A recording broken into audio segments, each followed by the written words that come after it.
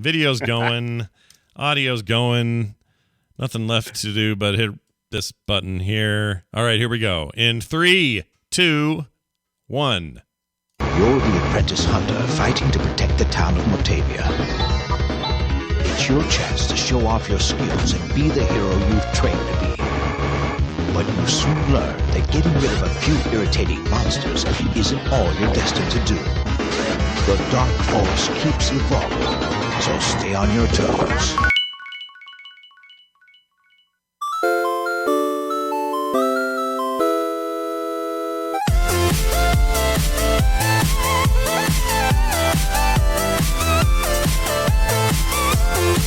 Hey, welcome to episode 2 of Play Retro. I'm Scott Johnson, your host, who will probably say Final Fantasy instead of the Phantasy Star a bunch of times during this episode.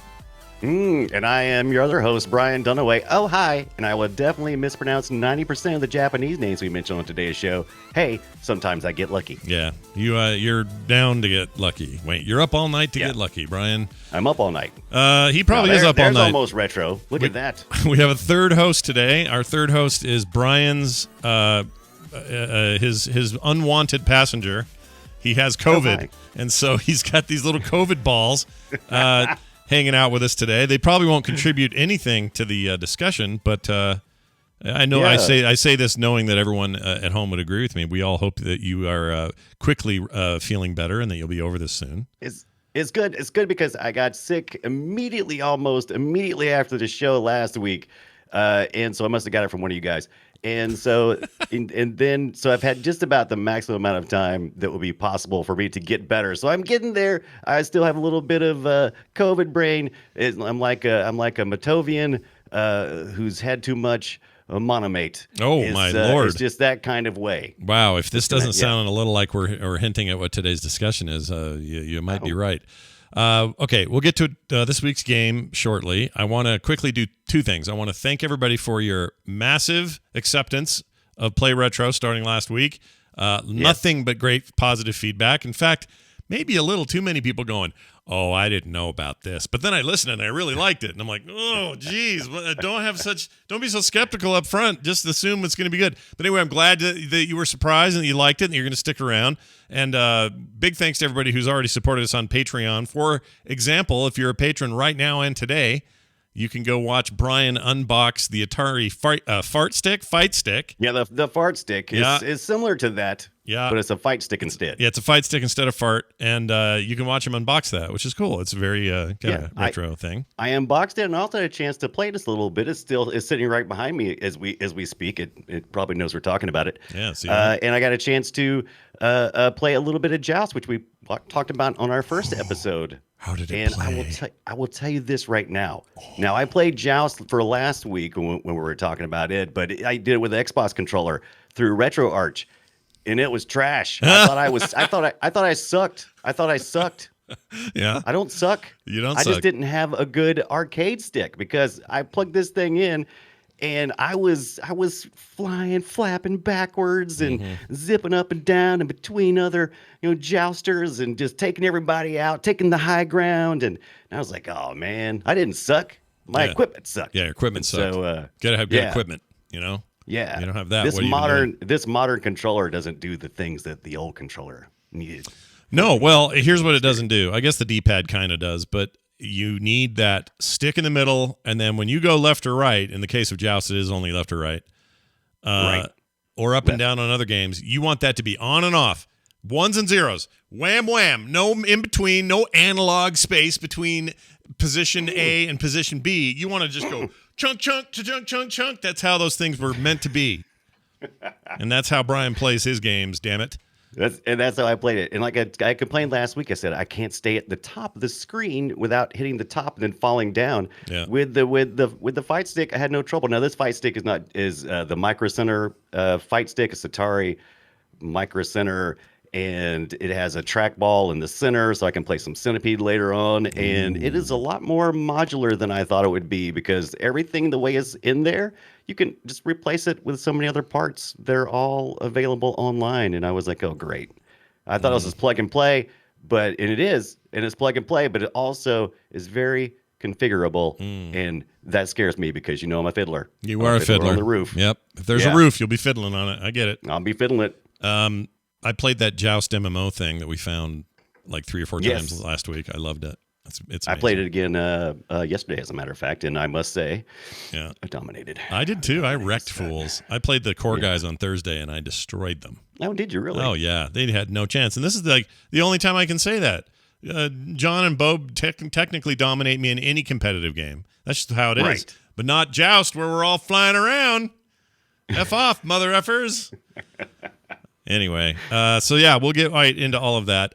Also, I have a new. So this is a little bit reminiscent of last week, but we talked a bunch about VR and doing retro within a VR environment, and we talked about EMU VR. Is that how they say it? Or is it EMU VR? How do they say it? I say EMU VR, but you could just say EMU VR, but that's too many syllables for me. Not for me. No. All right. Well, then I'm just going to say EMU VR is what I'll say. Right. And I've got a new headset coming that will let me get in there proper. I'm doing it right now on desktop, and it's cool, but I just want to do that the way it was designed to be. So that'll be happening. And then I noticed something. Did you see this new Pro line coming from those 1UP Arcade people? They announced it at CES. So here's the deal. Yes. No price, no pictures, except we've been told these will be full-size cabinets. So they're going to make not the little ones with the standers or any of that. There's going to be like a full-size cabinet. They'll still have 2 or 3 games on them. They'll have the primary one will be what all the art on the side and front and kind of the duplication of the machine's look and feel is going to be based on one chief title. The one they announced it with was Killer Instinct. A game I don't care that much for. I don't like Killer Instinct. You don't like Killer Instinct? No. I like it. They're talking my language. Yeah, it's a thing of its time, and it was kind of cool at the time, but I don't know if I can deal with Killer Instinct now. But anyway, they didn't give a price. The rumor is we're going to be in the $600 range, and the question for you is, if another one of these cabinets comes out and it's full size, so like real arcade authenticity in terms of height, width, and all that, and weight, is that worth it? Let me rephrase the question. If that's all you do with it, is it worth it? Or if you put a Raspberry Pi in that bugger, and within a couple of days you're playing 10,000 MAME. Everybody I know who's ever looked at an arcade 1UP has always said, "Well, yeah, I'm going to get it, but then I'm going to immediately, throw the Retro Pi in there so I can play all my games because it's really limited." They usually distribute like 4 or 5 games on most of those machines. Yeah. Is that right? Usually, depends on the machine, but I think mine, like my Joust one in the other room, has Joust, Rampage, Gauntlet, and one other game. And that's a heavy hitter. That's a good one. Yeah, I think it's only 4 though. I forget what the 4th game is. It's pretty good, but it's a little tiny cabinet. I was hearing rumors that the price was going to be closer to 15, so it'd be in between the 3,000 that you could expect at the lower end of getting a real arcade machine, and the cheap things that are super short that no one can play because they're so small. I talked about it a lot last week, and I'll bring it up in this context again. But when my dad ran and owned arcades, it was not unusual that most of your average cabinets, like let's just say a sit-down cocktail model for Pac-Man, $3,500 to $4,000, and that's in 1982, 83 prices. So imagine what they'd be today if you're buying full-size cabinets. But that's one game. It's one main board. It's the CRT. It is what it is, and that's what you paid back in those days. So if you were going to run an arcade and wanted, 30 machines in your arcade, you were spending 30 times $5,000. Yeah. Which is a lot of money. And so even if this thing is like right around 1,500 and you get 2, 3, 4 games, it's still an insane value if you're going to compare it to those old days. I would compare it to other prosumer type equipment that you might find in other areas. It's going to be top of the line you can get without actually crossing the threshold of, okay, I'm really dedicated. I want a real authentic arcade machine in my house. And to me, I guess it's really according to how much room you have. I don't have as much room as I would like. I'd have to have my own arcade room, and I just don't know if I can sell that right now. Maybe you out there in listening land can tell me how you're handling it, because I had to boot a kid out of the house or something. Yeah. Where am I going to put that at? I'd love to have it. I mean, I've got enough room in the studio over there. Nobody can see this on camera, but I have enough room where I could probably put 5 arcade machines. But that's really expensive. You know, that's not cheap. I don't remember arcades being hot, but for some reason, when I think about 5 arcade machines in a very small room, I'm like, God, is it hot in here, or is it just me? Yeah. It'll get hot. The old stuff, especially the stuff today, it's so easy to emulate that without need. You don't really need fans now. But back in the day, those transformers would generate a lot of heat. My dad, the arcade we had at the mall, they had to do something special with ventilation because it got so hot in there. I can't remember what it was. Oh, I can believe it. They put a big hole in the walls. What they did, because it used to be like a hot dog on a stick or some shit like that, and then they put. Then they changed my God, that'd be even worse. I know. I can't remember what the deal was. There was something about that. I was in junior high. It was a long time ago, so I don't remember. But anyway, times are a changing, Brian. They're a changing. And so you're probably going to find a lot of times Scott had a real intimate relationship with the physical hardware growing up with your family, and you're probably going to always be kind of leaning towards that physical experience. And I'm very much an emulator because I like space. I don't need it. I don't need the physical part as much. I don't as much as I did either. Most of my world now these days, if I can get things digitally, I do. I barely ever buy a disc for anything. Really, it's just whatever hardware it is to run the thing. But there is something deeply nostalgic about the physicality of a big arcade cabinet. And that's what's great about this Atari Fight Stick that I got is essentially just the control part of the game for an arcade cabinet, and without the cabinet, so I don't have to worry about 19-inch CRT, just tube cathode depth. Yeah, that stuff is crazy. Giving you 6 kinds of cancers you don't even know the names for. It's, over there just humming away. A transformer that retains its power past like its half-life stage of 1,000 years or whatever. Like those things were beasts. They were beasts. Yeah, but they do offer. Don't get me wrong. I'm not hating on that kind of stuff. I love going places. We have a local arcade where I can go in, and I love going in there and hearing the noises and the sounds and the smells, all the smells. Oh, all the smells. There's something to it. You're right. You're right. I don't know what it is. It's like some people feel this way about movie theaters. I don't have that kind of connection to a movie theater, not like I did when I was younger. So it doesn't really do it for me to go, oh, but I gotta see this in a movie. I just don't need that anymore. But if you're saying to me, hey, we're going to go look at an old arcade, even if I'm not meant to spend a dime while I'm there, it's fine with me. I just love it. Love it. Sexy. Love it. All right. It is sexy. The sounds more than anything are probably the things. Oh, yeah. Sounds like, I mean, look, listen. Here. We're in the arcade. You can hear it. This would be circa 1992 right here. What's the proper term for the hey, look at me that arcade machines do? I always call it the hey, look at me, but what's the proper term? Okay, well, Sinistar would go. Mode, maybe? Sinistar would go, what would it do? It would, I am Sinistar. And it would basically try to get you over there to play Sinistar. Yeah. How are you? How are you? Come talk to me. Would your girlfriend like a flower? Marble Madness had a guitar riff that would go. Yeah. And then I'm pretty sure Gauntlet it said something to get you to get over there. Don't remember what. Yeah, I mean, Mortal Kombat just it totally dominated the arcade in my mind with this get over here's and that kind of stuff. Nothing else attracted me quite like Mortal Kombat. They had my. They had my number. Well, that would have been the era when, those kinds of sound chip technologies were starting to really come into their own, and they had actually were good at attracting you to get you over there. But if you contrast this is 92 here. And now contrast that with 82. No, 81. So much slower. Yeah, we improved our reaction times by 1992. 10 years, though. We? I mean, this is all Space Invaders. You can hear, like, really old shit in there. Oh, it brings me back, dude.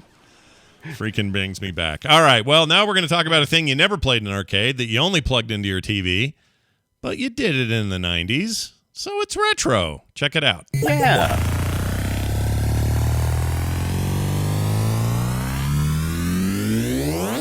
Shall we play a game? We definitely shall. The game we're talking about this week is the classic Phantasy Star IV, the 1995 North American release anyway, and the Sega Genesis being the platform. If you're not familiar with the Phantasy Star, I say it slow because I don't want to say Final Fantasy to screw this up this week. You're doing good. They both, by the way, had 30-year anniversaries recently-ish. They did. Yeah. You know, Phantasy Star IV came out in '93 in Japan, and then due to localization, it took a while for them to get it released in North America. They almost didn't get it in North America because of localization and the cost associated with it. Yeah, it was really expensive. And to the point that, I don't know if people realize this or remember this, this was unheard of at the time, but this was a Genesis cartridge, one of the 24 megabyte cartridges, which meant that's how much storage, that's how much data was on the thing, which at the time seemed like, oh my gosh, 24 megabytes, holy shit. Like we'd lose our minds. But it featured a battery backup, which hardly any games did. And it cost you $99 in 1995 money. $99. Yeah. That was that, and that's why I never played this game back when it was originally released on the Sega Genesis. There was no way I was pumping out. That was one of those, what is this game? Is this some kind of weird import? I'm not playing this. I don't have $99. Yeah. Go back. It's a lot of money. The closest thing they had to it was Sega's 32X version of Virtua Racer, which was also very expensive, not even including the 32X add-on. One of these days we're going to do a whole episode on that weird thing. And actually all of Sega's weird hardware detours. They did some weird stuff post-Genesis. Sega is one of my favorites, is going to be one of my favorite companies to talk about because they almost entirely exist at their height during what we consider the retro age, which is like mid-70s to late 90s in our assessment. Yeah. Like today you'll be like, oh, look, Sega published the new Warhammer Warhammer Total War 3 game, or some brand new 2022 title, and you're like, man, Sega, look at them. Yeah, they're a great publisher now. They do all kinds of cool stuff now. There's no question about it. But there was a stretch, where they were in a heated freaking blood to the death battle with Nintendo for dominance at the home. And we're talking about that era. That's where we're at today with this game. Yeah. Console wars, and that's why I found Phantasy Star IV to be interesting. First, because I've been playing my Genesis recently, and so I just kind of said, I never played it back in the day. Let me take a look at it. And I did, and I was blown away because, JRPGs, I've seen a lot of them, and I had never played this series, even though Genesis was my homeland, right? That was where that's where I mostly played at. I had the Master System, the Genesis. I pretty much stayed in that area. I didn't even have, Scott, I didn't even have any Nintendo consoles that were first, I didn't go out and get an NES or an SNES or any of those things. I didn't. You were all Sega. You were Master System. I was all Sega. Yeah. Why do you suppose that was? What drew you to that as opposed to the other thing? You think it was just luck? I don't know if I was just a minute too late because Sega. If you've seen Console Wars, right? The documentary. Really, really good. Paramount. Yeah, it's on Paramount Plus right now. It's also an audiobook. That's how I consumed it the first time.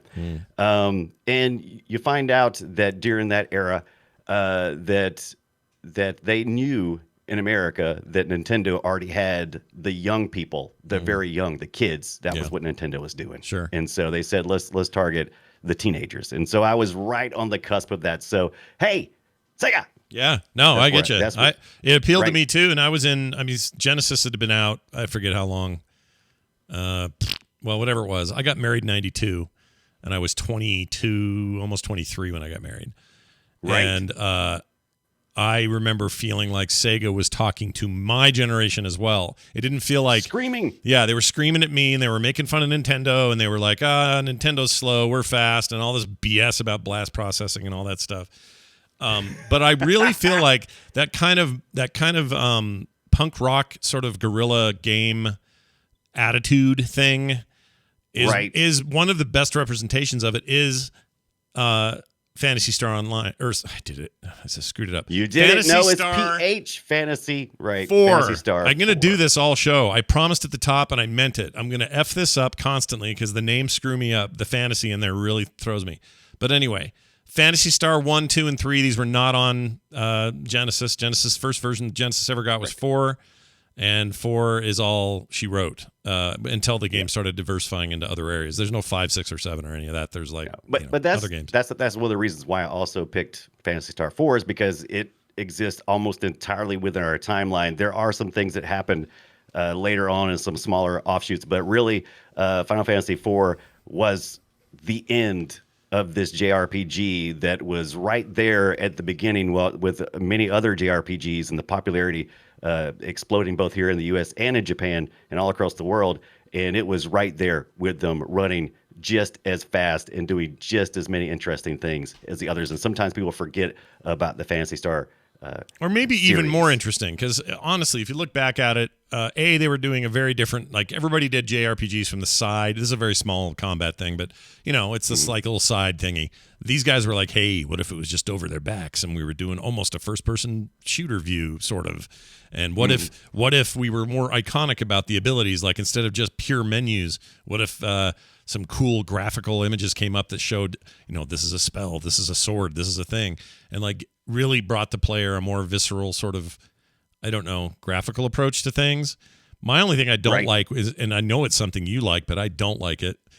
I think it's probably okay. It's good for the game in the long haul, but I hate the anime cutscenes. I freaking hate them. Oh, come on. The manga cutscenes are one of the defining factors, and one of the things that I love probably the most about this. It's also kind of a disconnect, but I love about Phantasy Star 4 especially. You have these cutscenes, and you either love them or you hate them usually. Mm-hmm. And I love them because it deepens it deepens the story. It bridges the imagination gap, and they're doing that a lot here, from the manual that is included to those manga cutscenes.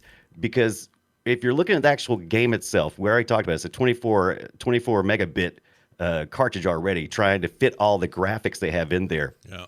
And so you've got these still scenes that take the graphics to another level. So it bridges that gap a little bit. It sure tries. I actually think the game's better for it, and it certainly at the time was a lot more immersive than your average storytelling methods these games employed most of the time. But the other thing that made it kind of metal was the soundtrack. Check this out, this intro theme here. The sound is amazing. Pretty intense, and then it's really cranking here.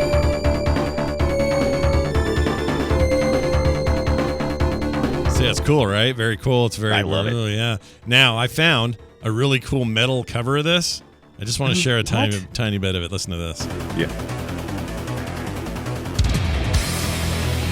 Oh, it's so good, dude.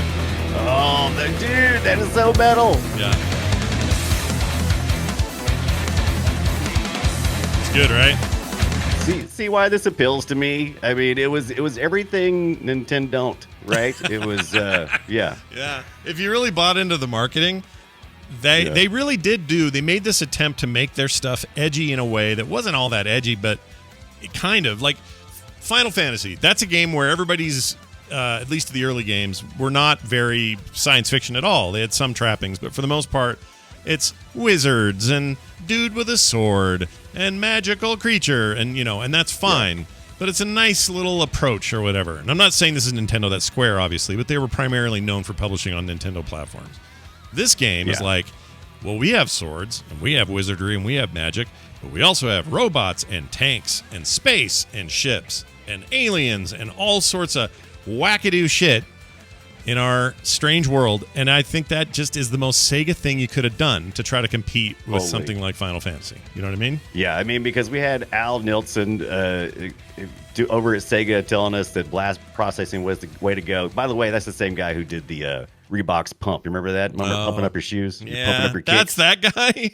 Yeah. That makes all the sense in the world. Hold on a second. So the guy that fed us a load of garbage that was blast processing that never really existed. Yes. He's the same guy that said if you pump up your shoes, you're going to have better performance on the basketball court. When really that didn't do shit either. He is brilliant and also a horrible liar.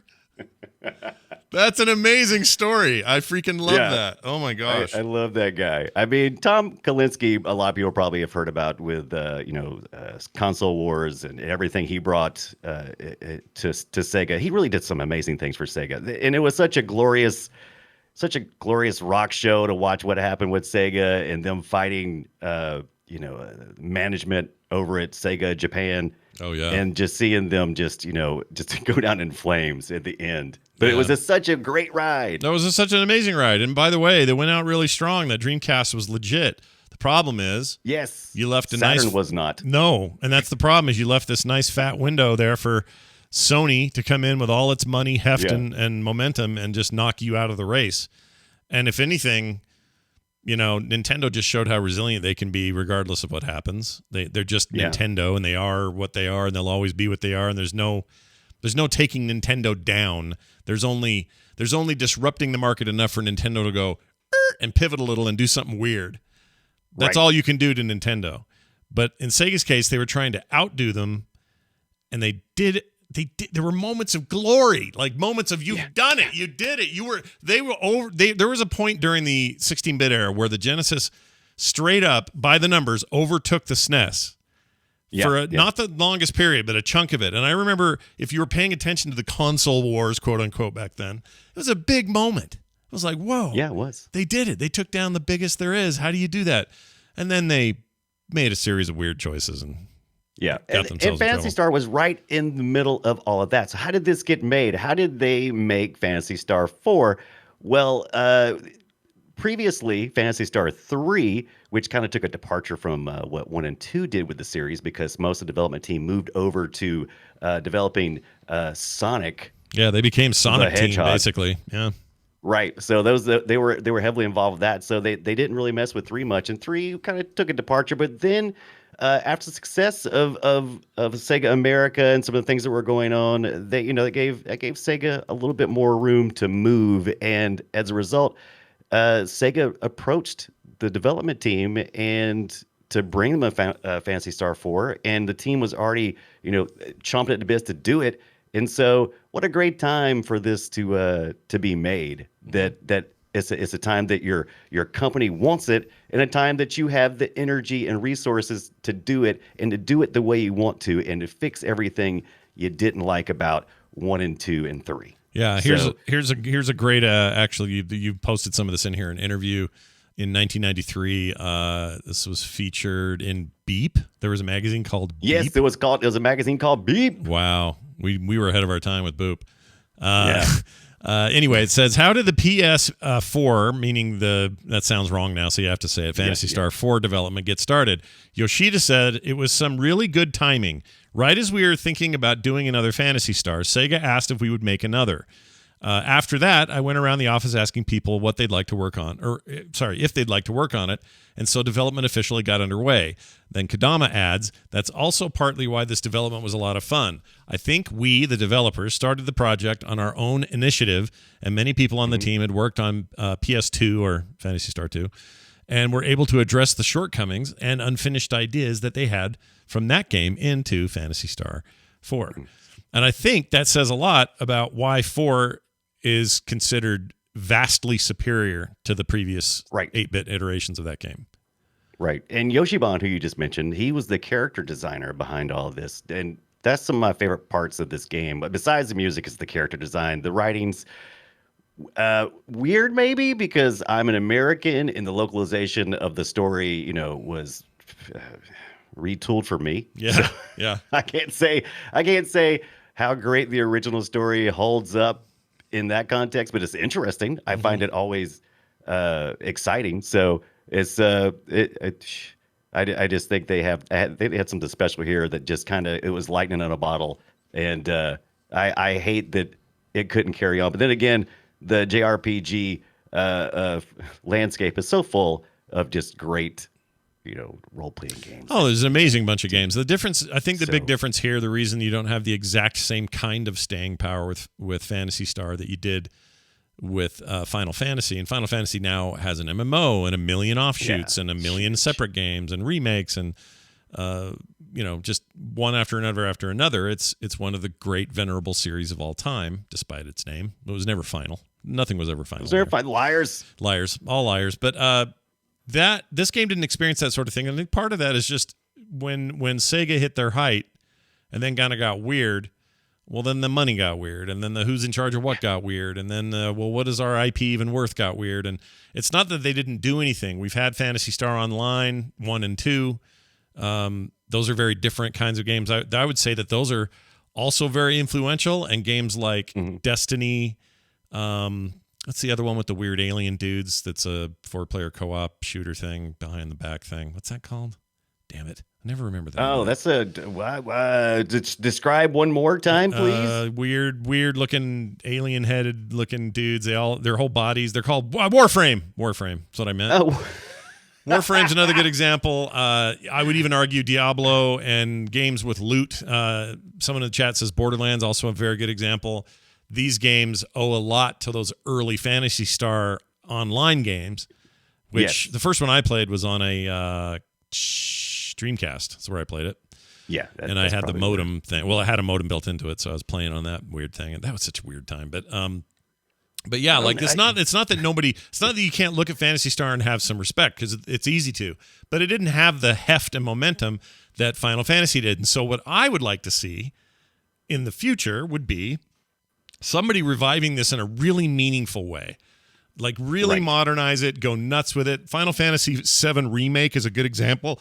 Excuse me, of what I'd like to see. And if they straight up took If they straight up took Phantasy Star IV and made a modern, big 3D, beautiful next-gen remake out of that, voice it, have it, real-time combat it, whatever you got to do, holy shit. I'd sign Brian, up for that right now. Yep, I'd play that game. And then I would claim it was Scott's idea. Yeah, it was my idea. Once it got bad reviews, you could say it was my idea. My terrible idea. It was the broad. I loved one thing we might need to approach eventually in one of our episodes is all the weird ways we tried to get connected through the decades, especially during the 90s with, I don't know if you remember the Sega Channel. Oh yeah. Do you remember Sega Channel I didn't pay any money to have anything to do with it, but it was basically a cable channel, right? It was somewhat like cable channel. So they were transferring data over cable. So you would essentially stick in a cart. So you didn't have to modify your Genesis, or you didn't have to modify your devices any. It was a cart, and it basically plugged into the cable, and it was a channel, and it would download, it would run and repeat data chunks for games that were being served during a certain time. So it would take a certain amount of time for those data chunks to reach your machine and load up and cycle through. But then you pay a monthly charge. What a weird, arcane way to handle all that. But we were trying, man. Even back during the night, we wanted to be online so bad we couldn't take it. Well, I mean, that's a early example of where we're all at now. It's just that we had to make these baby steps. Sometimes they were really weird and ahead of their time. And I always feel bad for tech leaders during the time of transition who truly like innovate or push something forward in a way that seems nuts, but it works somehow. They don't get the long-term success out of it. Usually what happens is someone else sees that, iterates on that, next guy iterates on that, and before you know it, big names like you don't get Apple, rich Microsoft, inventing stuff, Scott. No, you don't. Get rich inventing. You don't. You Inventors, there's exactly right. So it kind of bums me out to be reminded of this. Because I'd kind of forgotten about it. For those who don't know, I'm going to bring up a picture here at home. People are in the chat. If you're at home, you're not going to be able to see this, but it was basically this weird-looking cable box. Yeah, it's got a little RF connector on the back of it where you plug it in the cart like you normally would. It's got its own little power button and menu button thing. Yeah, you can see. Let's see. I'm trying to find it where it's actually plugged into a. Well, there it is. There you can see it with the actual plug part of it. It's basically just a cartridge with this hardware on it. Not that unlike their Game Gear TV attachment, which plugged into a Game Gear cartridge port. But again, I respect that stuff. I love that because nobody else was trying to do this stuff back then. No, it's weird. It's freaking weird. Trying to involve that infrastructure of cable and but it's such a brilliant idea, and I never got to experience it. It just wasn't. I don't even think we even had cable. I think we were all satellite at that point in time. So I had seen it and discounted it and said, nah, can't do that anyway. I mean, we all just sort of blink when we talk about Game Pass or any other modern type service now, and we don't even think twice about it. It just works, and there it is and what it is. But these are all pioneers in that way. You know, the infrastructure is in place and it's easier to get onto the highway now. But but you could have played this game. You could have played Fantasy. You got me doing it now. You could play Phantasy Star IV. Yeah. It definitely was one of the games that filtered through on the channel, which would be way cheaper. What's it like, $24 or something a month? Way cheaper than the $99 Way you would have seen cheaper. if you head down to the store, man. Have you ever bought a game that was $100? Have I ever bought a game that's $100? That's a good question. I don't recall purchasing a game. Now I could now, but Well, you could now, but most of it would be like collector's editions or. that's pretty much what I'm thinking. I don't think I've ever played. I don't paid $100 for just a core game, just game. Yeah, I game. can't say that. It has to be collectible. And imagine this is 95 money, so it's more than just $100. That's right. Yeah, I was talking to Zoe recently. She's really big into the old Air Jordans, the ones you didn't pump up. Thanks a lot. Thanks. Yeah. And and it was like, well, how much are there? And it's like, oh, there's somewhere between $300 and $400. And it's like, what? That's insane. These are like reproductions of the original. And I'm like, hey, these were like $120 back in the day. Mm-hmm. If you adjust for inflation, that's actually cheaper than it was then. Mm-hmm. So it's still crazy but it's true. Yeah, the $100 is a lot. I didn't know this, but I was looking at the dates here. The online service to Sega's channel went from December 14th, 1994, so Christmas of that year, and it was discontinued July 31st, 1998. So just 4 years later, it would be gone. But how could you even play this game without the manual? I know, dude. Well, I mean, whatever. You can suss out a game by playing it enough, but it's a weird thing. Now, back to obviously our core game here. Right. It was also we mentioned it a little bit. It's also very unusual, but battery saves in cartridges. Yes. This was kind of a new concept, and it carried through. Even the N64 era, we were getting close to never having that again. We were on our way to, memory cards. And do you remember the memory cards for freaking? Of course I do. PlayStation memory cards. Just so bad now that I think about it. There was no on-device storage. And so these cartridges, whatever they did, they had to do them in the cartridge. And the way that they solved that problem was putting a little clock battery in there and having that save your progress.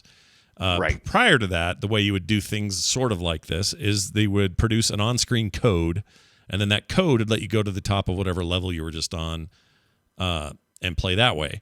We forget when we played Super Mario Brothers for the first time, there's no saves. There's not even codes. There's no saves. You just start from the beginning and play until you're done playing. That's the game. And you go back and start over. If you're on World 8 or whatever, it doesn't matter. There is no save points. Totally that's where different the world. warping was, right? That's kind of where that kind of came in later on. It's like, well, if you unlock the secret of how to save time. Yeah, it's insane. So for 100, so basically you paid $100, you got 24 megabytes of game. Megabytes or megabits? Megabytes, I thought, because it's storage, not bits. Bits isn't bits more like throughput? Do you know what I'm saying? I'm unsure. I just know that's how they listed it everywhere. But maybe. I thought it was megabyte. Well, anyway. Well, we're going to get an email now. That's playretroshow@gmail.com. We'd love to hear from you. So 8 bits is a byte. Is it bits? 24. Yeah, bits is data transfer. That's correct. So that's throughput. So if you said I have a 100 in context, megabit. We're talking in context, people. We're not talking about the, actual classifications of each. Go ahead. Yeah. I just think if I'll find the cover of this thing. I think the box even says megabyte. I'm not sure now. Megabyte me.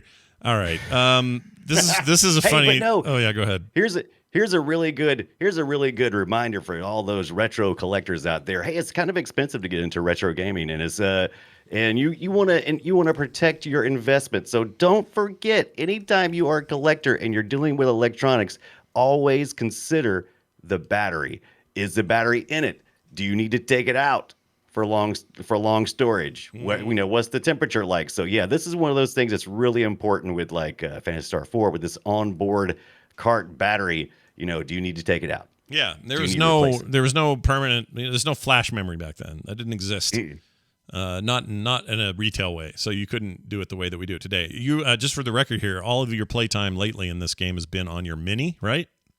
Right. Okay. So that's a thing to note. We always talk about where you can play these games today, but one of them, and the one Brian's been playing it on, is his Genesis Mini.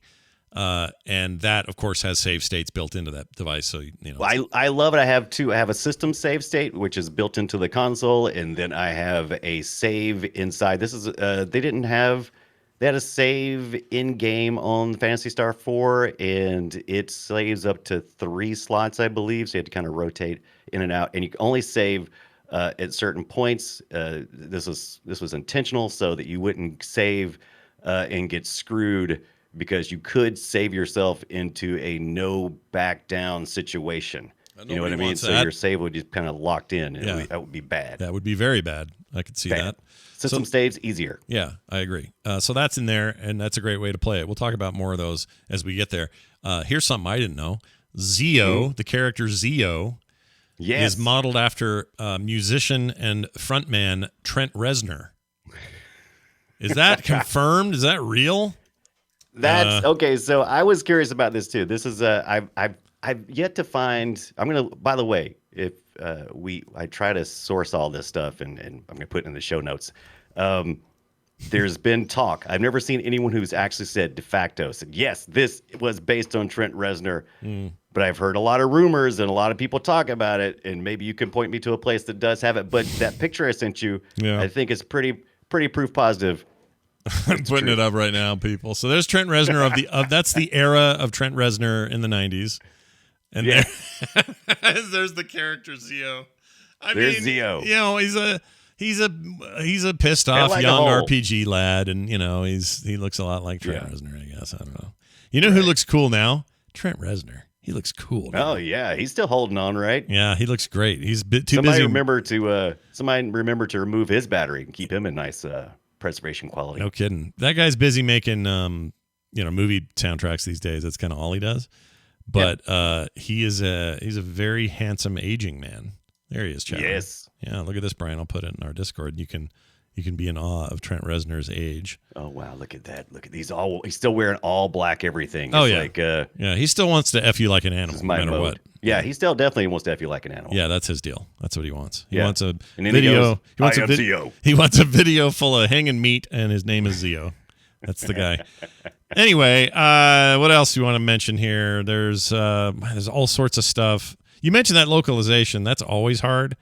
But I think I shouldn't say this. Spoken dialogue is obviously hard, right? Like people have to do that. But when you talk about an older RPG like this, where there are thousands of lines of dialogue, that's a lot of work, man. It's a lot of work, and this was made by a all Japanese team who had Japanese sensibility and humor, and there's a lot of humor in this, and that is one of the hardest things to translate. So they, like I said, localization on that part. It's like, do you even consider it when you're doing the game? I would, because I'm like, we got to be able to translate the humor, the vibe. If you don't, what's the point? Yeah. But it's. But then you got old who was the head guy over at Sega that was such a kind of a stick up the butt. Hold on. With the hair that they always talk about. Yeah, I can't think of his name. It's been too long. It's Nakayama. That's who it was. Nakayama. Wait, is that the guy? He's got such a stick up his butt, and so you got all these fun good time director Kodama and Nishiyama, and they're all having a good time, and I just can't help but think he probably just ruined it for everybody. He is now 89 years old. That guy, 89, doing all right. Right. Yeah. 89. That's pretty good. Yeah. I guess being a real tool preserves you quite well. Here's a fun note about him. Sega began development on its next console, the Sega Saturn, but Nakayama was concerned about the release of the Atari Jaguar in '93, and that was he wrong? said the Saturn might not release in time to compete with it. No, dude, you're watching the wrong. You're paying attention to the wrong feed. That's the reason why PlayStation came in with the fastest selling, biggest selling console of all time. Yeah, read the room, Nakayama. Yeah. What is wrong with you? Oh, but the Atari Jaguar, it looks so good. It's a Jaguar. No, it's not. It looks like a toilet. It's the worst. It's such garbage. All right. Yeah. Another thing I was going to tell you, where is it? I lost it. Oh yeah. Oh, But yeah. we was talking about how to play it earlier, and I did want to mention that this is available. Also, I always like to give people an option. 99 cents on Steam for one foreign thing. Oh yeah, why is that only $1? That's $1. That's crazy. Yeah, I know, right? That's what 1/10 the price of the original. No, it's 1/100th the price of the original. Yeah, that's an insane deal. That's crazy. It's crazy. It's Yeah. crazy. But it kind of makes me want to. I think I'm going to do it just to do it. Why not? Why wouldn't I buy that? Yeah, why not? Just to say you can. And archive.org has a prototype release. There was a lot of prototypes of this game, by the way, because it had a pretty long development period. Not incredibly so, but long enough. Sure. And so there's a lot of prototypes out there. And you can play it on some of those on archive.org. The one that was on there, the one I saw, was for Sega Gamers Day '94. Oh my lord! Yes. Okay. Gamers Day. Gamers Day. Remember when they did that? I remember that. It was a long time ago. Yes. Hey, it says here that there was a naked woman in this game, and then they took it out for us. What was the deal there? Yeah, there was some. There's a couple of there's different races, and some of the races were a little racier than other races. And the Acacia, I believe that's right, Acacia, and the Shadow, the Shad Mirage, being nude women. Oh, were both removed from the English version. Okay, let me look this up. I'm just going to do a quick verification. Oh, there she is. Yeah, nude. Yeah, she's naked. She's nude. Hold on. Now, there's plenty enough to be erotic about. I mean, there's Newmans in here who are kind of, somewhat human and somewhat furry cat-eared thing. Yeah. So, I mean, you got somebody's interested. You got sexy androids. You got owl-shaped Motovians. Yeah. I mean, if that doesn't hit you, maybe like a magician, that kind of maybe hit your interest there. Yeah. Do you like a magician? Hey, boy, do I have good news for you. Let's see. This is kind of interesting, and I always love these stories. So the director of the game, Riko Kadama, was also known as Phoenix Rise, Japanese video game artist, director, and producer. She's employed by Sega. Says she is one of. Did I not say she? I thought I did. She is one of the first noted female artists in the industry, joining Sega as a graphic designer in 1984. That is really cool. Yeah, I like when they start from nothing and end up running your game at the end. She's like, I posted the interview that I sourced some of this information from in the show notes, and it's a really fun interview because it's like this. It's all subtitled, and there's this guy in the UK, and he's totally fanboying. He works in Sega of the UK apparently. Yeah. And he's interviewing her, and she's you can just tell, like, oh, ask me one more question, you stupid, you dummy, turd, you big dummy. Yeah. They're like having a really good time. Yeah, no, it seems good. Sequels and follow-ups. We said we talked about a few of these, but there was a Windows port in 2004. It was also included in the Sega Genesis Collection, Sonic Ultimate Genesis Collection, the Sega Genesis Classics, and of course the Sega Genesis Mini, which is where you've been playing it lately. Sega Ages planned a remake for the PlayStation 2 console, having revamped the first two games, Phantasy Star Generation 1 and Generation 2. I would have really liked to have seen that, but that didn't happen, which kind of bums me out. It is interesting, though, because as much as we've said it's had impact on other games, the JRPG market has always kind of been back and forth, like taking ideas from each other. That's pretty common. Yeah. Phantasy Star IV really, I think, raised the bar for a lot of reasons. One is, and I'll agree with it even though I hate how it looks, the Mega-style cutscenes were a big deal. The macro system in there was actually pretty innovative. Most of these games are a real menu hunt, and they made that much simpler and made for really cool combos. Make those random encounters less tedious. It does use random encounters. I should mention that. If you hate that in RPGs, I got bad news for you. They're in there. Yeah. And then they added these crazy vehicle battles. You're in this freaking tank thing, this gray tank, and when it ran into a random battle, it's always like these gigantic freaking horrible tentacle monsters that are like tons of hit points, and you'd never take them as like people walking around, but you have to do it in the tank. Totally unusual for this genre. No one ever really did that. Yeah. That was very, very cool. I liked the macro system, though, was one of the things that really stood out to me. At first, I was like, what is this macro system thing? And then when I found out, there's up to like 15 combos that you can do. So you can take you're a party of four mostly. You can be a party of five, but usually you're a party of four. And those characters can, if they attack with their techniques, they can perform a super move essentially. They can form into a giant Voltron. No, they can do these special moves and really just nail the enemy. Yeah. And at first I was like, whatever, I don't have time for that. But then when you realize that every 2 feet is a random encounter, you're like, okay, yeah, I'm hitting that macro button right there. There you go. Well, and there's I guess my point about them getting something new out, like making a new game, would really work well, because I think those systems are still kind of unique. Like there's some stuff to do there that other games aren't doing. That macro system could translate to some really cool modern mechanics, and I don't know why this isn't happening. Sega's got a hell of a publishing arm now, and they certainly can, get work done. So why is this thing? I mean, maybe it's because it kind of still is kind of a little known. It's less known. You hear Final Fantasy, you go, oh, I know what that is. I heard of Final Fantasy. Even if you don't play games, you know what that is. But if you hear Phantasy Star Online, or Phantasy Star IV, or just Phantasy Star in general, people get confused. They don't know.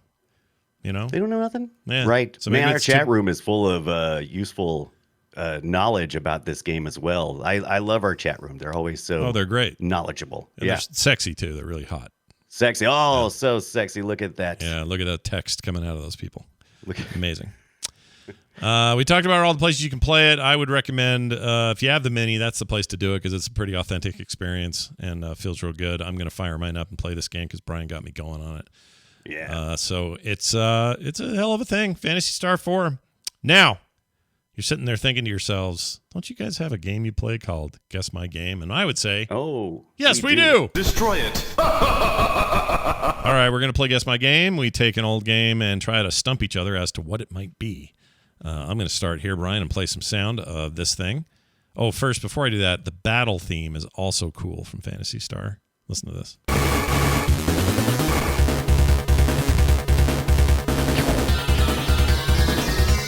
That is some Genesis sound right there, is what that is. Love it. Holy crap. All right. That's blast processing. Yeah, Pump up your kicks. Yeah, get it in there. All right, here's mine. This is 1980. Okay?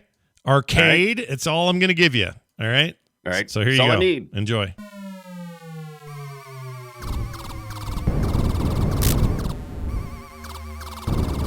I know this. You already know it? No. Yes. It's locked in my brain, but I can't. Oh my god, I can't picture. Wait. I've only played this game like a million times. What the crap is it? Arcade. Let's see, what else can I tell you? Vector. I'll tell you that. Vector graphics. Vector. Yeah. Vector graphics was the engine or the type of game.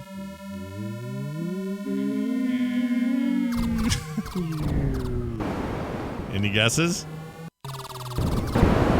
Well, Vector Graphics 1980 is going to be one of a handful of games, and we've talked about it here. Is that Battlezone? Is that?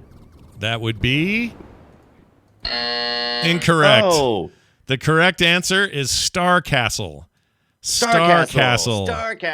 Yes, Star Castle. Now, I have a sneaking suspicion I did this one on a previous episode of the Boop Show where we did this segment, but I don't and maybe care. That's why I feel like it's I don't care because I like it and I wanted to play it again. I actually really don't remember if I did or not. But Star Castle was this very cool game. Instead of you attacking a thing. Oh, yes. You had to play this game. Yeah, you kind of had to work your way out of it. And it was multiple colors and not just the screen with tape on it, which is how a lot of color was achieved back in those days. I don't know if anyone ever played like old Space Invaders. You're like, oh, the top row's red and the middle row's blue and the bottom one's yellow. And when they shift down, they shift colors. That's because there was literally translucent tape on the monitor. And it was black and white. Isn't that nuts? Nuts. It is. Wait, anyway. But, we got to do what we got to do, man. No, that was the time we had to figure stuff out. So, Tondra Gosa says Jeff, definitely Choplifter. The joke continues. It's always Choplifter. The joke that'll never die. It won't die. Now, I'm going to play yours. I'm going to see if I can guess this. Let's see if I can win this week. Here we go. Oh, wait. What's your year on this? 1983 is the year. All right, 83. Head on down to the arcade, my friend. Here we go. I'm going.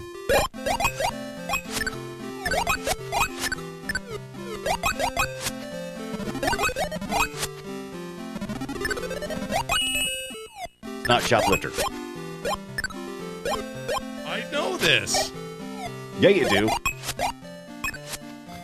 That's what makes this game so much fun. It's like, I know this. Dang it. I know this game. Oh. This is, you slide the root beer down the thing.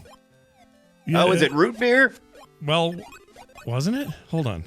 Root beer tapper. Maybe in your root beer tapper. sanitized... Root beer tapper. Root beer tapper? Yeah. Yes, no, root beer tapper. Nope. It was his tapper. Oh, wait. Beer what? drinking. Hold on. I thought there was a... Hold on. Root beer tapper. Sarsaparilla tapper. Okay, root beer tapper game. I swear this was an arcade game. Oh, okay.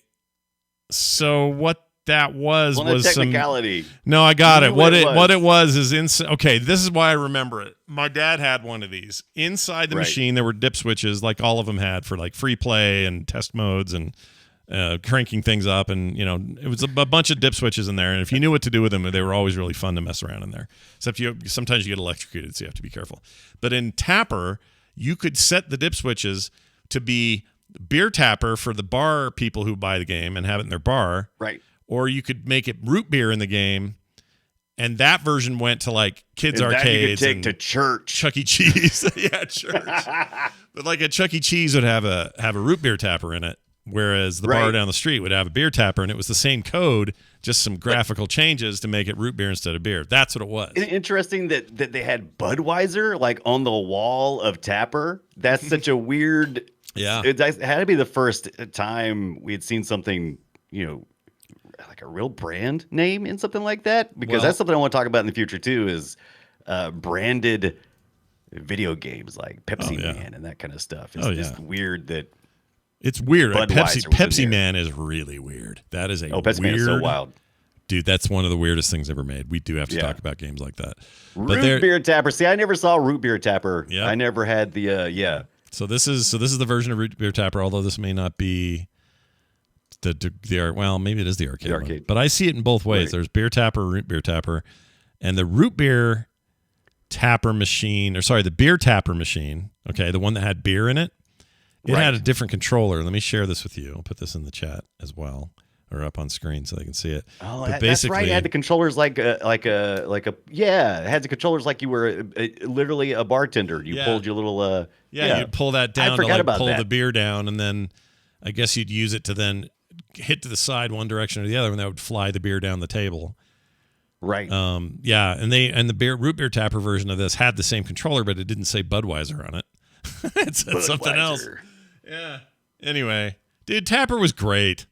That's a great game. I want to know a little bit more about the history of it. I don't know if we could do a whole episode on it, but I would definitely like to know, is that, was it partially funded by Budweiser? Was it collaborative? What was going on there? How'd you get away with that? I love these kinds of details. So for sure, we'll have, what we ought to do is some kind of like, hey, when did products start showing up in the games in arcades? A trivia episode. Yeah, that could be fun. So we'll see what happens.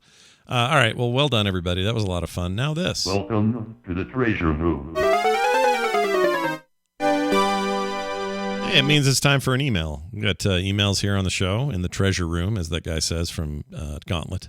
Welcome to the treasure room. They had such weird voice things back then. You did a really good job of sniffing out some good clips. Well, that's what I do. I sniff clips, and then I get the stink, and then I have to do it. Ooh. Here's an email from, let's see, who's this from? Kendall, who says, what is retro anyway? And then the message is this. Brian, oh, by the way, play retroshow at gmail.com. Playretroshow at gmail.com. Brian and Scott, I am very excited about your new show. Retro games are everything to me, and knowing two of my favorite podcasters are taking this on is very exciting for me. Well, that's nice of you, Kendall. Thank you.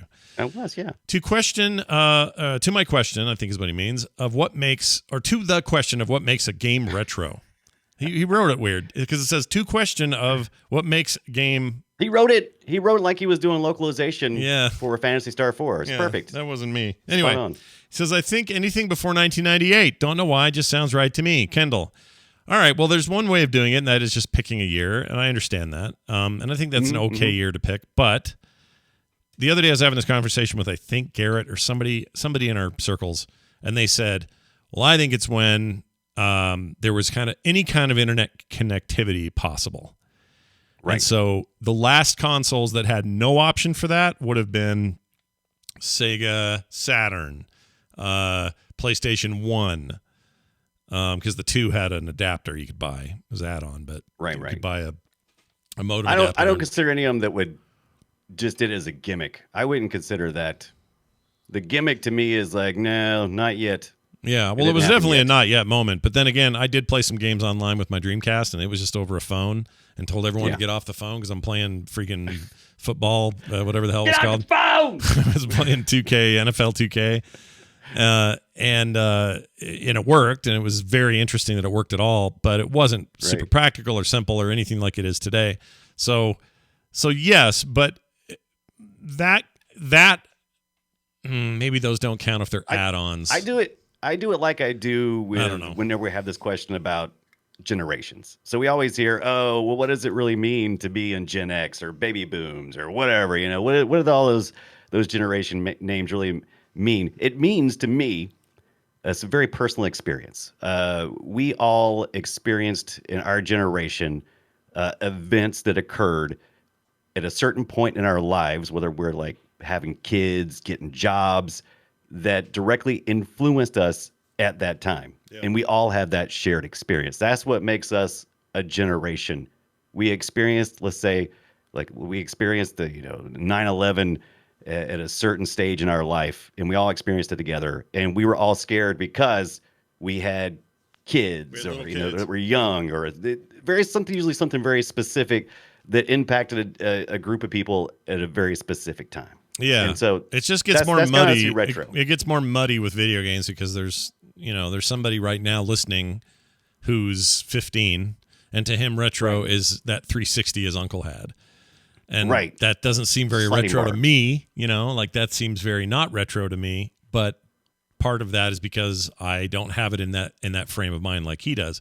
So I don't know. It's a shifting thing. It's not meant to be, static, I don't think. I think it's different for everybody. And whose word is retro? Because there's also old school and classic, and there's these different terms. Retro is popular with our generation, essentially, in coming up. So, would that word get replaced eventually? Maybe retro will always be retro age. How about this? How about no, that doesn't work. I was gonna say when DVDs hit around 1998, maybe he's right about 98.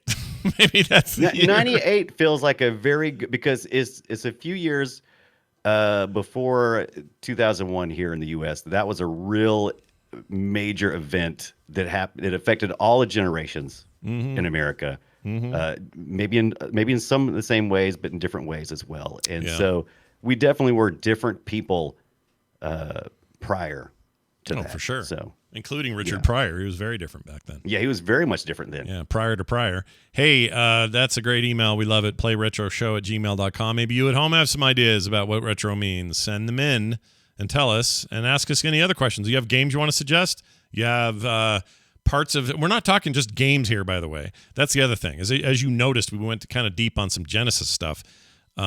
Sometimes it's like a whole series of things. Sometimes it's a single moment. Sometimes it's a game itself.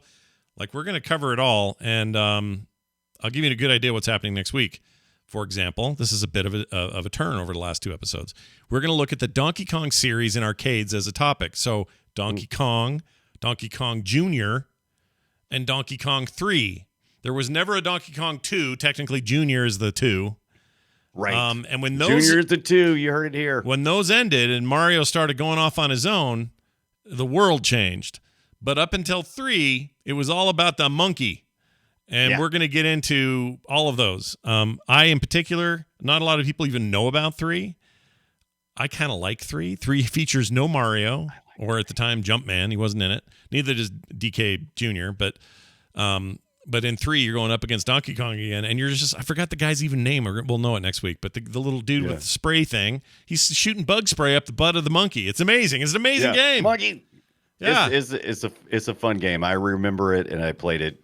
I actually quite like it. I actually really legitimately like it as an arcade game. It's a little simple, but whatever. The point is, we're going to talk about DK Jr., and DK3 and just the mega impact that line would have into the future. I mean, look where we are now. There's nothing bigger than where Mario came from. Nothing bigger in video games. It's the most recognizable character on this planet. Why? What weird place to start? Where did it go from there? We're going to get into all that and specifically look at those 3 games and look at what they did to their respective genres. That'll be next week right here on Play Retro. Now, quick note about our Patreon. So far, you guys have been awesome. Thank you for joining up. We got plenty of cool reasons to join up. Bonus content every week. Always an ad-free experience, no matter what, for you patrons. And stuff you're not going to get anywhere else, like Brian's unboxing his Atari Fight Stick. It's in the thing right there. It's already up. If you're signed up, even for like as low as the buck entry point, whatever it is, you already have it. You've already seen it, and you're loving it. And we're going to do more of that stuff. So go read about it, check it out, find out why it might be for you. That's at patreon.com/playretro. We're also Play Retro on Twitter. And frogpants.com/playretro is our website. Brian, is there anything else that... Oh, this music's nice. I'll turn that on. Hey, anything else you want to say or mention or do here at the end? Absolutely. If you're interested in watching us play throughout the week, I do stream Monday, now Tuesday through Saturday at 6 p.m. Eastern. Every night I stream on twitch.tv/Brian Dunaway. I'm usually playing something retro. Nice. And it may be some DK. We'll have to see. Ooh, I might be wanting to play that this week as well. Donkey Kongs. Anyway, we'll see how that goes. I also have finally got a PS5 coming my way, so we'll see what I end up doing there. What? Yeah. Did you get 2? Nope. Got the person that swung this deal only could do the 1, and then I barely got that. So luck played a huge part. Well, I need another person. Luck is hard, man. Luck is hard to come by. But it's finally happening. So anyway, I love it. Love this show. Love having you guys on board. Thank you all for joining us. We'll be back next week with more Play Retro.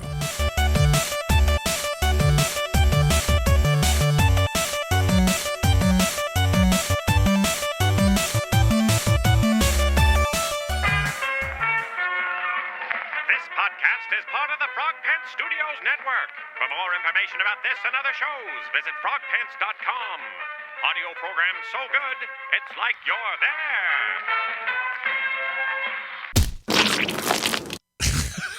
Oh, my God. Oh, why did I use that? I don't know what I was thinking. Whoa.